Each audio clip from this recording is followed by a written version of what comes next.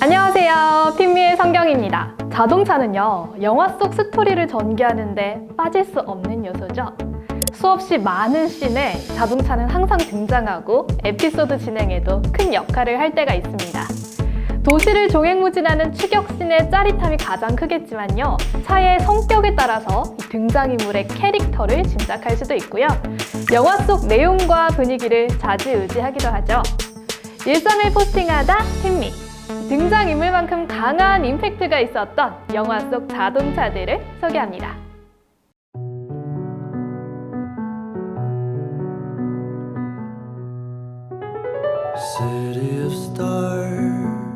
영화 OST만 들어도 단번에 알 수 있죠. 제 최애 영화기도 한데요.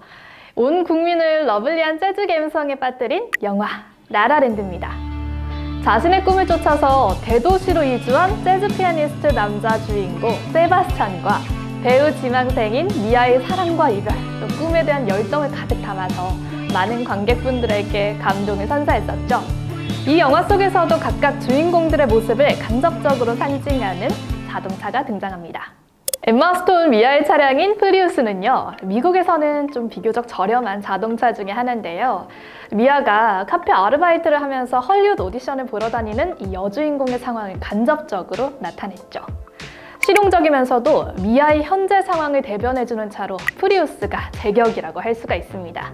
특히 영화에서 발레 파킹한 키를 찾는 장면이 나오는데요. 온통 이 프리우스 키만 걸려있는 상황이 펼쳐지는데, 이게 LA에서는 배우 지망생이 아무래도 흔하다 보니까 그만큼 많이 보이는 차가 프리우스라는 걸 자동차로 어필할 수 있었던 거죠.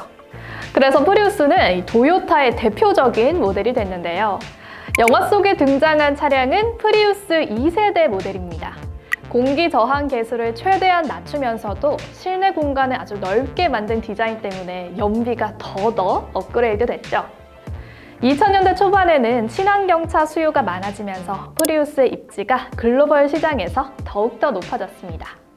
라라랜드 여주인공 미아가 여배우가 된 이후에는요, 볼보 V60 폴스타를 모는 장면만 봐도 신분 상승을 이룬 주인공의 모습을 아주 한 번에 파악할 수가 있습니다. 고성능 모델이긴 하지만 세련된 디자인이 조화를 이루는 게 이 차의 특징인데요. 미아가 헐리우드 스타로 성공하면서도 본인을 과시하지 않는 성격이 차랑도 묘하게 잘 맞죠?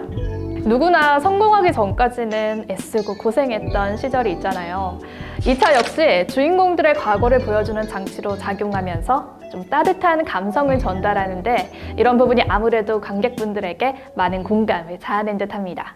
뷰익 리비에라 컨버터블은 라이언 고슬링이죠. 남자 주인공 세바스찬의 차입니다. 재즈 음악의 가치를 보존하려는 이 남자 주인공을 대변하는 차답게 올드하면서도 딱 봐도 낭만이 넘치는 차인데요. 세바스찬이 미아 집 근처에서 울린 자동차 클렉슨 소리는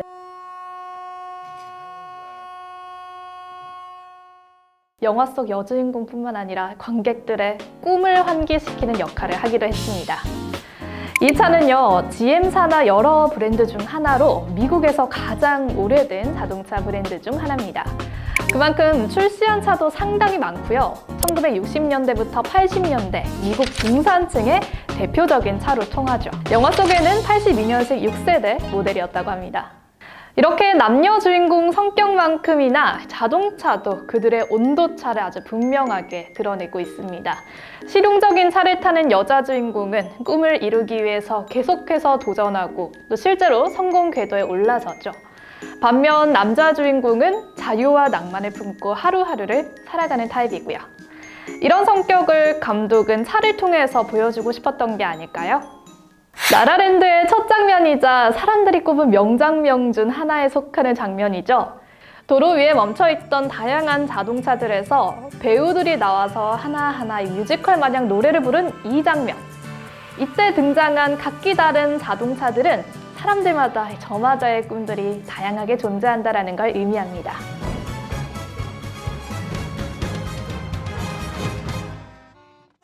영화 속에 등장하는 자동차들, 그저 스쳐 지나갈 법한 소품으로 그칠 수 있지만요, 이렇게 막상 좀 파헤쳐 보다 보면 영화 감독이 자동차 하나하나에도 의미를 두고 신경을 썼다는 점을 엿볼 수가 있습니다. 나이스 미쳐. 렛츠고 강주. 어? 타타타. 송강호 주연의 영화 택시 운전사 다들 보셨습니까? 영화 속에 등장하는 택시는요, 이 영화의 또 다른 주인공으로 불리죠. 1980년 5월 서울의 택시 운전사 만섭이 통금시간 전까지 광주에 다녀오면 큰 돈을 준다는 말에 독일 기자 피터를 태우고 아무것도 모른 채 택시를 타고 광주로 향하면서 택시의 여정에 따라서 영화가 흘러갑니다. 서울 택시 운전사 김만섭의 일터이자 생활공간, 영화의 메인 공간이 택시고요. 광주 택시 운전사 유해진의 역할, 황태술의 택시 또한 광주의 모든 택시를 대변하는 상징성이 있습니다. 그만큼 이 택시 운전사 영화에서는 이 택시는 말 그대로 영화 내용을 진행하는 연결고리였습니다. 제작진 말에 따르면요, 택시는 또 하나의 주연을 캐스팅하는 과정에 버금갈 만큼 정말 중요했다고 하는데요. 그만큼 택시의 차종과 색깔을 뭘로 선택할 것이냐가 중요한 안건이었겠죠. 장훈 감독은 모나지 않고 둥그스름한 기아의 소형 자동차 브리사를 만섭의 택시로 선택했습니다. 저는 브리사가 만섭이라는 캐릭터랑 잘 어울린다고 생각했어요. 택시 색깔을 고르는데도 몇 달이 걸렸다고 하는데요. 5.18 민주화 운동 당시 영화 장면에 빨간색이 많이 나오기 때문에 빨간색과 좀 보색되는 색깔을 찾았다고 합니다. 그렇게 해서 탄생한 게 초록색의 브리사 택시였고요. 결론적으로 주인공 만섭은 광주의 현실과 가장 동떨어진 인물이라는 걸 택시 색깔로 암시하는 데 성공했습니다. 그렇다면 만섭의 택시였던 브리사는 어떤 모습이었을까요? 만섭의 택시 브리사는 영화 제작 당시에 국내에 남아있는 브리사의 차량 상태가 좋지 않았다고 해요. 브리사를 구하는 게 시급했던 제작진은 일본과 인도네시아 이 중고거래 사이트를 통해서 겨우겨우 브리사를 찾았다고 합니다.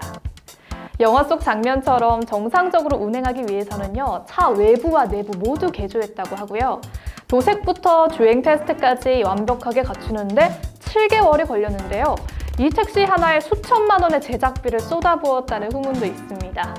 그도 그럴 것이 송강호 배우는 수동 운전을 못했다고 해요. 수동 기어를 자동 기어로 바꾸는데 돈이 들어갔다고 하고요. 운전석도 오른쪽에서 왼쪽으로 바꾸는데 많은 비용이 들어갔다고 해요. 외관도 한국 브리사와는 일본 브리사가 좀 다르다고 하는데요. 제작진은 한국 브리사를 토대로 직접 주물을 떠서 부품을 만들었다고 합니다. 한편 황태술의 택시는 만섭의 택시랑 좀 더 차별화를 주기 위해서 다른 차종으로 가되 대중에게 조금 더 친근한 이미지를 가진 현대자동차의 포니가 낙점된 거라고 합니다. 유해진 배우가 타는 포니는 실제로 포니2를 포니처럼 보이도록 개조한 것이라고 합니다. 포니2 개조를 위해서 무려 포니 5대가 투입이 됐다고 하는데요. 유해진 배우도 마찬가지로 이 촬영을 위해서 수동 모델을 자동으로 개조했다고 합니다. 그래서 잘 들어보면요, 1980년대 당시의 포니와 브리사의 엔진 소리와 영화 속 포니와 브리사 엔진 소리와는 사뭇 다르다고 합니다. 보통 영화에서는요, 이 자동차 씬에서 트럭 위에다가 자동차를 올려서 이 주인공들이 연기에만 집중할 수 있게, 실제 운전을 하지 않되 연기에만 집중할 수 있게 하는 반면에 영화 택시 운전사는 극중 주인공이었던 송강호와 유해진이 촬영 내내 직접 이 차를 운전했다고 합니다. 그래서 그런가 유해진 씨가 포니를 운전하면서도 평소 아날로그를 좋아해서 어릴 때 추억이 많이 생각나다 보니까 정도 들었다고 하고요. 그러다 보니 정말 예뻐했다고 해요. 저 차가 너무 귀엽고 아날로그하고 너무 좋은 것 같아요. 갖고 싶어요. 이렇게 영화 속에 등장하는 자동차는요, 인물과 작품 속에서 중요한 세계관을 연결하는 오브제 역할을 하고 있는데요. 자동차는 영화 속에서 시대적 배경이 되기도 하고요. 주인공의 성격, 상황을 투영하는 중요한 소품이 되기도 합니다. 영화를 볼 때 그저 하나의 이동수단이라고 생각하고 스쳐 지나가는 분들 많으셨죠? 이제 영화를 볼 때 영화 속 자동차가 언제 어디서 또 어떻게 등장하는지 한 번쯤 유심히 살펴보는 거 어떨까요? 일상을 포스팅하다 핀미. 오늘 준비한 소식은 여기까지입니다. 오늘도 시청해주셔서 감사하고요. 구독과 좋아요, 알람 설정 부탁드려요.